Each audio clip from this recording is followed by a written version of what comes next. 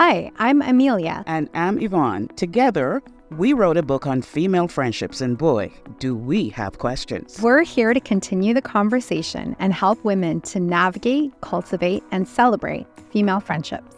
This is Girl Friendships. Well, we have trade secrets to share. Emilia, the extrovert, you notice that she defaults to me to start these episodes. So today, I'm going to turn it back over to her. She's the extrovert. I'm the introvert. But she told me that this very year, is it this year? It was 2 weeks ago. 2 weeks ago, she spoke.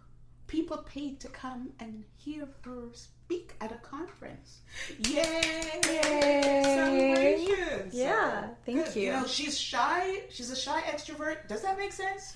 Sometimes, yeah. Sometimes I can be shy. I think it depends on the. I don't want to say I guess it's platform, right? Yeah. Because like speaking to someone directly is something different, I think, than speaking on a podcast and having your voice just, I don't know, almost like etched in stone and digital stone. If there's a digital stone. Yeah, some engineer is going to take that and run. Digression. I heard on the news today that people who post our images without our permission can now be fined up to lots of dollars. Wow. Because, you know, this has been a thing. People go expose other people and they'll post stuff like that. Yeah, you can sue them now.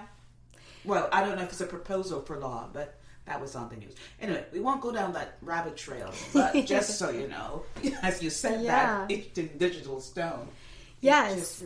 And even in writing the female friendship guide with you, it was challenging because it's like, it's one thing to say something directly to one person and have complete control over, that reader and that conversation with that reader, like not control over the reader, but the conversation with that reader. And then to just kind of put something out in the world where anyone could pick it up and anyone could read it and anyone could have an opinion about it. You might not ever know what their opinion is. They might not like you. Oh my gosh, it's terrifying, right? So that's when I become a shy extrovert, is when my voice gets a bit more magnified. But today, what are we going to talk about?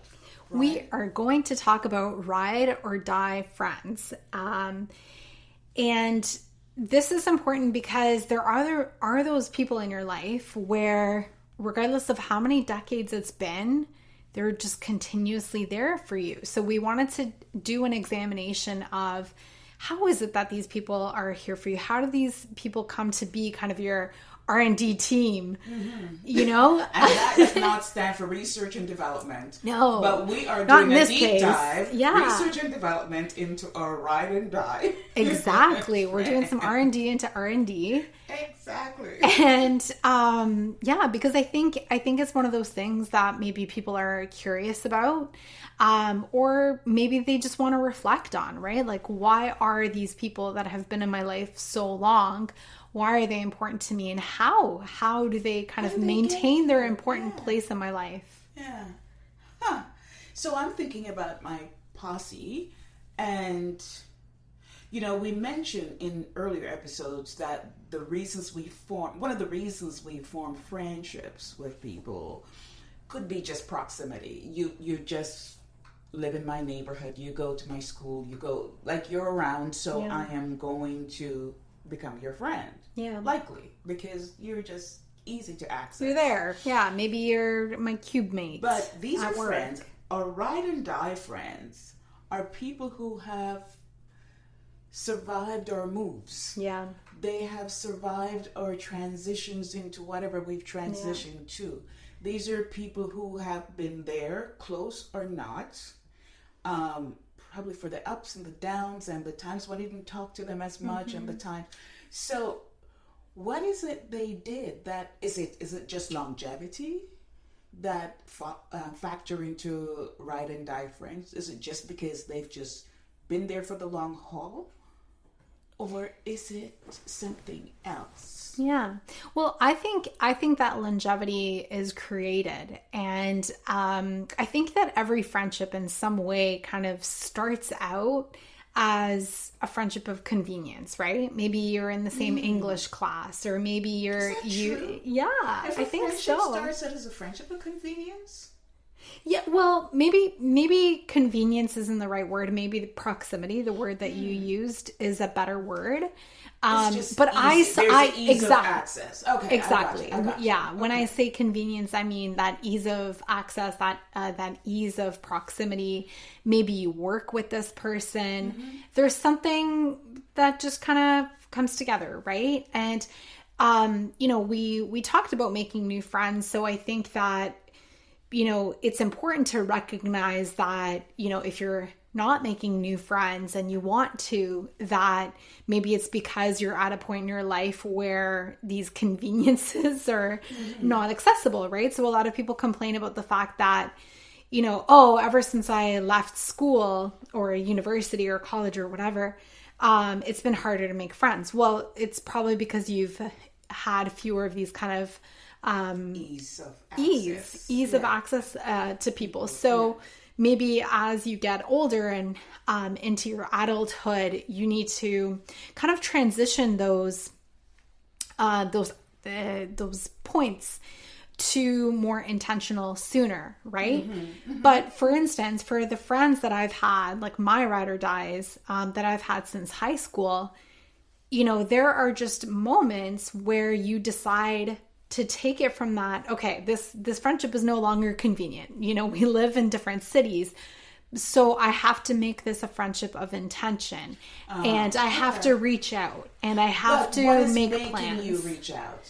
Is it the history? That's a good question. Is it the memory of time spent together? Because sometimes there are people I don't want to reach out to. So they haven't moved to that ride and die group. So if I am going to, remember we talked about the importance of the choosing. The story you told, I think, in one of the episodes was about choosing the friend, choosing to fight for your friendship despite your disagreements. So there's something about what is it that makes us want to maintain. Yeah.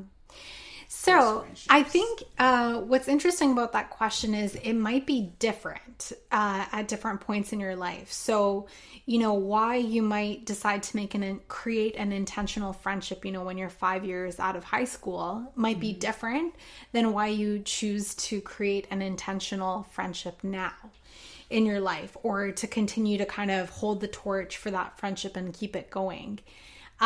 So I think initially it could be that you continue to have fun together. You continue to have things in common. You continue to have things to talk about and enjoy each other's company. And then maybe as you get older, it's that continuance of shared values, or even an appreciation of that person's character, right? Whether it's that they're loyal, whether it's that they're kind. Right. So it could be like a memory. Let's say, like the person's always been there and they've always invested in you. So distance should not separate that. Yeah. Because I remember hearing from someone who was saying that, there's a friend they've had a long time.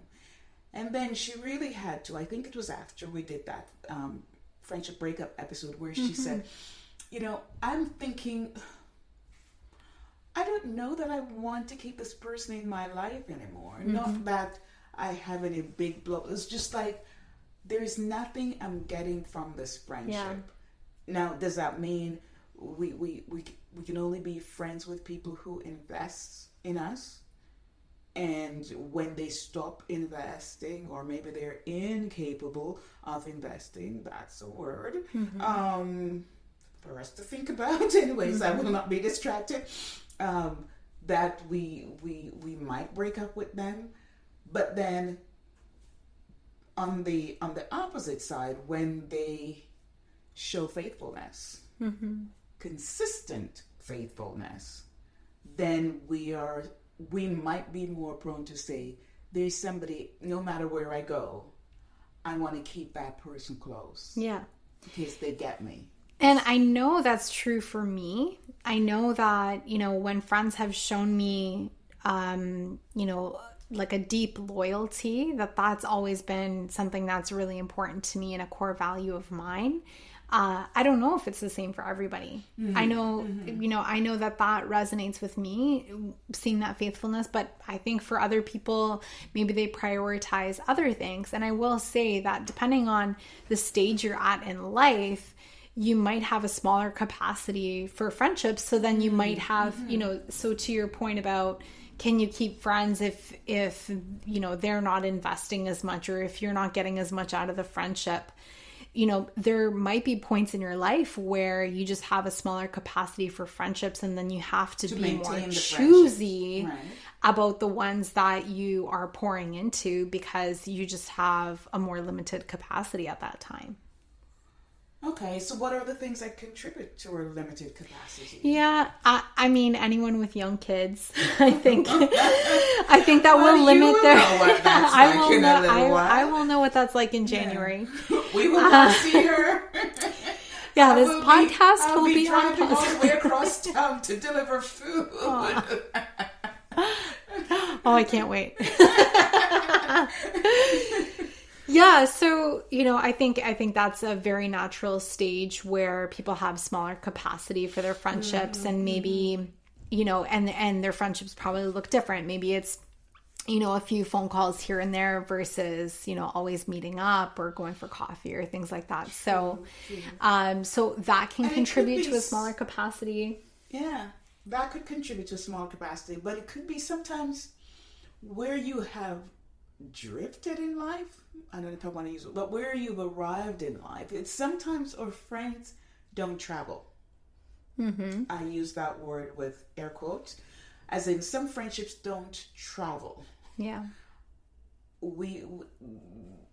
they can cross the border into this new space where we are, and sometimes that's a temporary thing. They've been denied visa. Yeah.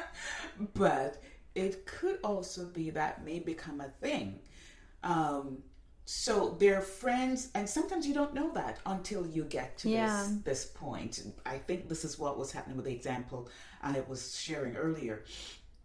But the people I would consider to be my ride and die, as I'm thinking about, well, what did they do? What did they do? They were just here. They're just present.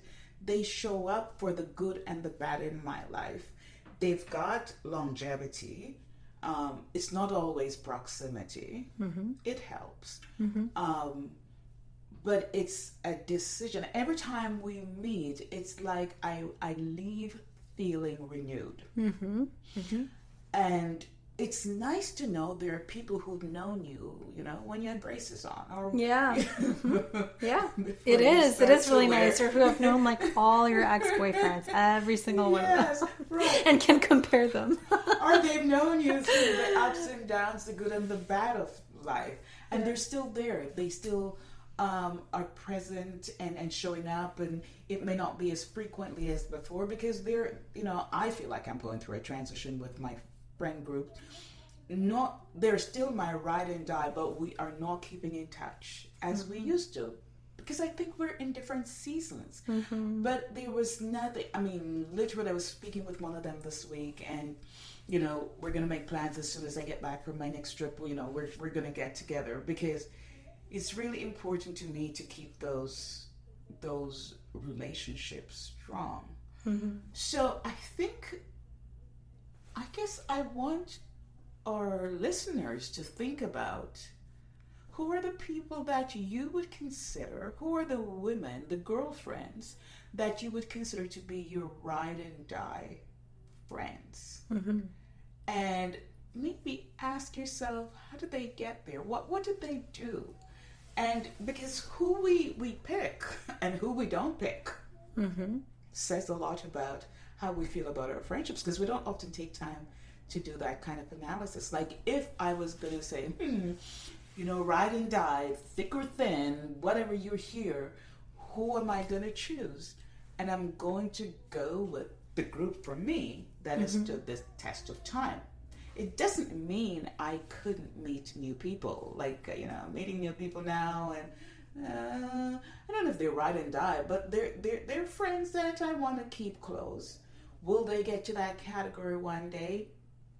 Maybe, maybe not. But I think for me, longevity and faithfulness is what, for me, classifies as ride and die buddies. Yeah. But you did mention that, there are some points where you've had kind of a long-term friendship and then you kind of realize that they can't go further with you. And I don't travel. Yeah. So I'm really curious to hear, you don't have to get very specific if you don't want to, but like the reasons why somebody can't travel forward with you. Because you're different. I'm different. My It's not me, it's you. No, wait. It's not you, it's me. It really is not me. It's really you. Sometimes you grow, I'm thinking grow up or grow up different from the person. There are people in my life, and they were friends at one point, who it's like we never went past college or that period in our lives, because every time we meet, that's what they talk about. And I'm going, I have evolved as a person so much more past that. And they don't, like, it's almost like they're in a time lock. That's so interesting. And so I'm going, but can't we talk about something else? Yeah.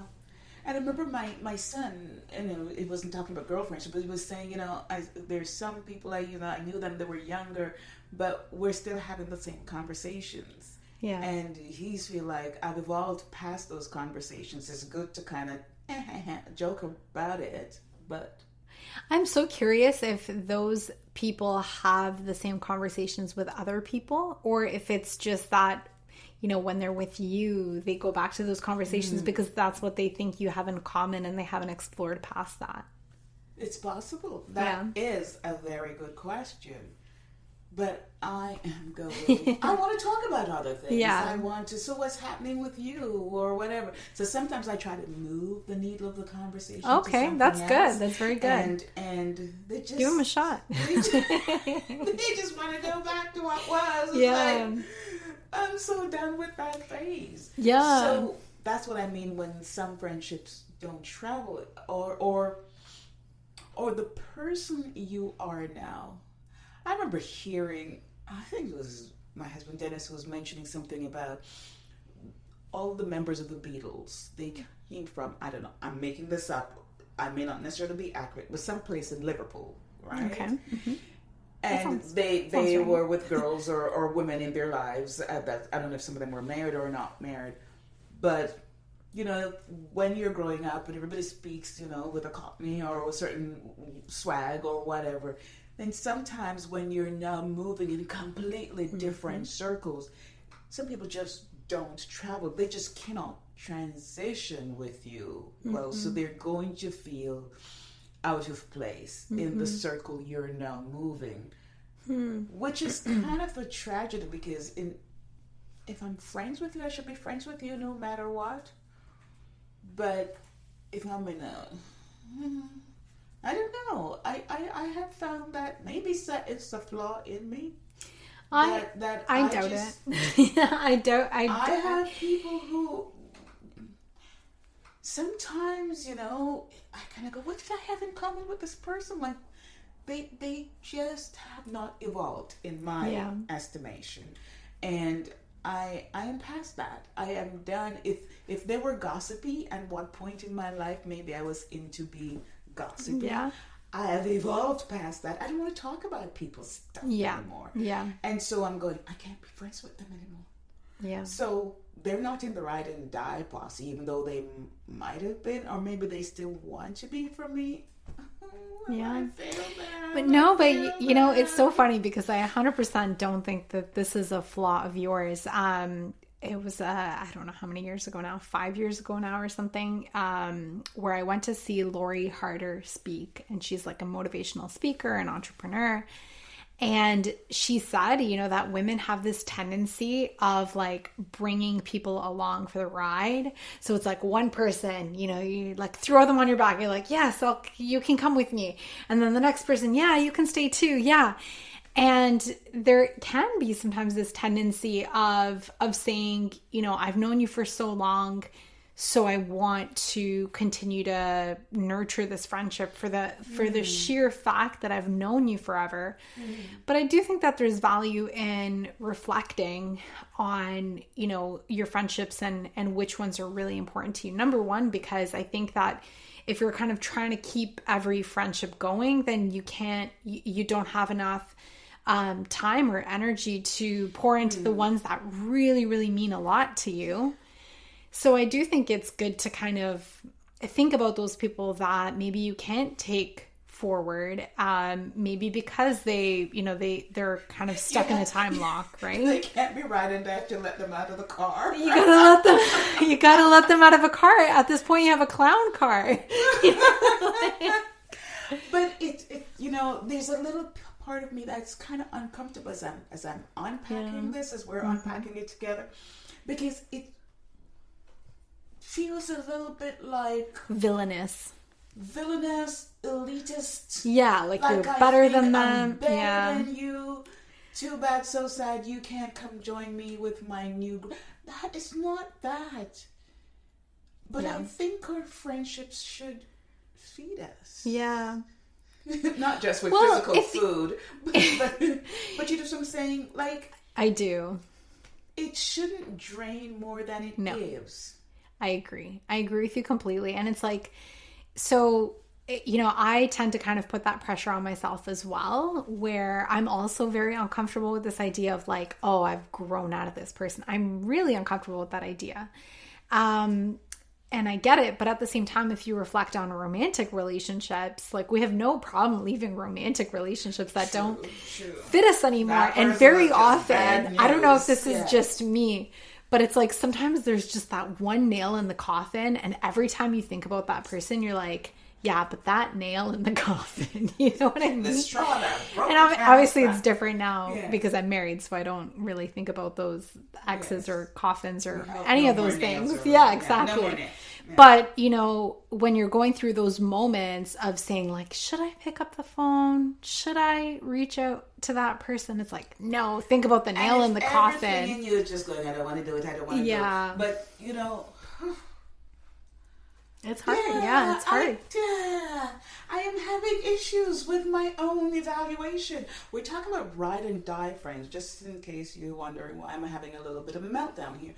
But I do think maybe I can resolve this in my head by saying maybe they won't be my ride and die friends, but I will not abandon them.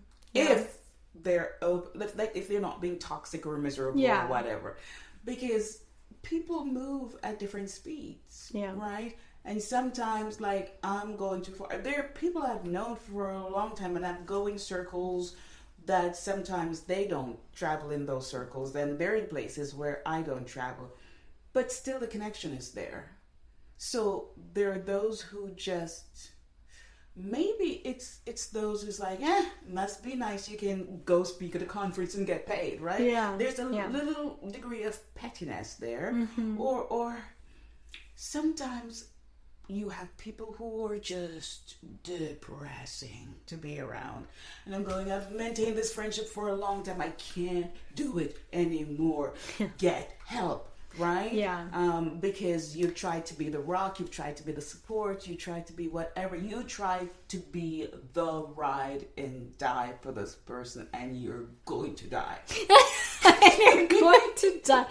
It's so funny that you bring that up, and it's so funny that this is kind of the territory that the conversation has veered off into, because I think it's just natural when we're thinking about our ride or die friends to think about the people who kind of we couldn't have that with, right? And it, one of the ideas that came to my mind are, the people that, like, you always want to be there for them, but they just have the same problem again and again and again and again in their life.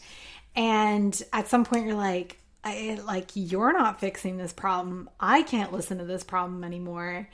So, I think you've outlined very descriptively, like where, people can come upon that, right? Where,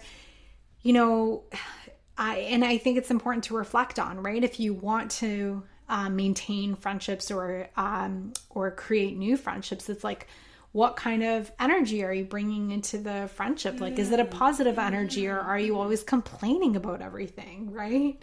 It's like, we've all talked about like the rise of the cost of living and stuff, but it's like, that's not something I want to bring up at every conversation or thinking, it's hard for that problem for that person that has that repetitive problem all the time. It's hard because clearly they haven't figured out a way to stop it, but just realize that is something that could create an obstacle in some of the friendships that you're trying to maintain.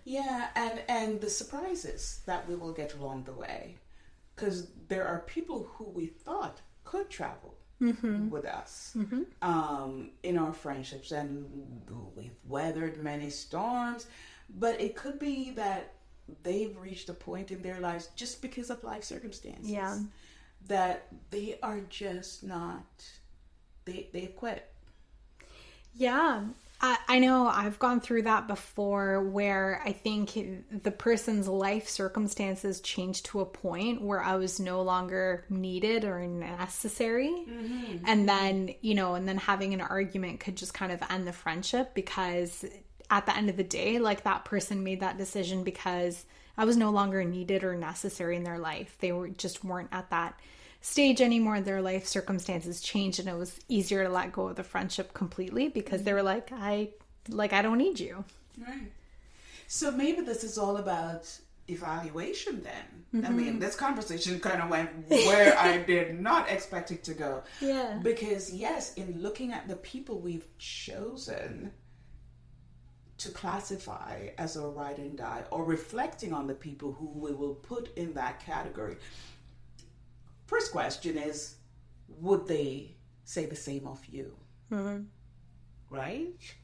So that's sometimes they would and you wouldn't, and vice versa. Yes. Something to keep in mind. So something to keep in mind, that, we don't get the exclusive on there. Like, sometimes they think we don't travel either. Yeah. So are you the drain? Yeah. Or the dread? Yeah. But we can't entertain this conversation about who are our ride and die friends without looking at the ones that died or expired along the way. Because sometimes it's just like in a relationship, romantic relationship, you might have expected it to last for a long time, and then it fizzled and died along the way. Some friendships with our girls will go down that path, but I still come back to the ones I can look at it in my head right now, the ones who I say, these are ride and die people. The commonalities that they have is faithfulness and longevity, and they keep proving that, not every single day, but they show up for me and I'm there for them, or they're reaching out, or they're keeping in touch. And that just makes me feel loved and special. Yeah. And I think all of us deserve to feel that way. Yeah. And I think for me, when I reflect on it, I think the people that, have been in my life a long time, my ride or die friends, faithfulness, longevity, those two things, but also those shared values and appreciation of each other. And giving to one another and like listening to each other. I think all of those things are key, and the reasons why my ride or die friends are where they are in my life. And I like that you said shared values, because as we get older or experience life differently, I mean, sometimes our values go through a shift. And that could be a reason why some of our friendships fizzle. Yeah. Because we're just not heading in the same direction anymore. And it's not to say that we need to, just as you used in the example in a former episode, we don't need to agree with everything our friends do. But you need to have enough in common. Yeah. And stay with enough in common. Yeah. So that we could weather storms together. So Yeah. Like that shared foundation, yeah. Yeah, the shared foundation. And it's not to say people are or less than because they can't travel with us. It just means that they're probably meant to travel with somebody else. Yeah, that's right. Right? On a different plane. Not village, different plane, bus, train, right? But yeah, it could mean that our time is done. Mm-hmm. And it's not ride and die for life. It was ride and die for a time. Yeah. So look in your life, see who's there, who's still there, who you would still ride and die with, and they would feel the same way about you. And see what you get. Maybe you'll go down a rabbit trail. The same way we did in this episode. Yeah. So till next time, we're going to ride and dive. You me girl, through baby, through whatever. We'll see what happens. Amazing. Take good care till next time. You've been listening to the Girl Friendships Podcast with Yvonne and Emilia, thanks for listening. You can find us wherever you listen to your favorite podcast. leave a comment, please, to let us know your thoughts. And come back next time for another episode of Girl Friendships.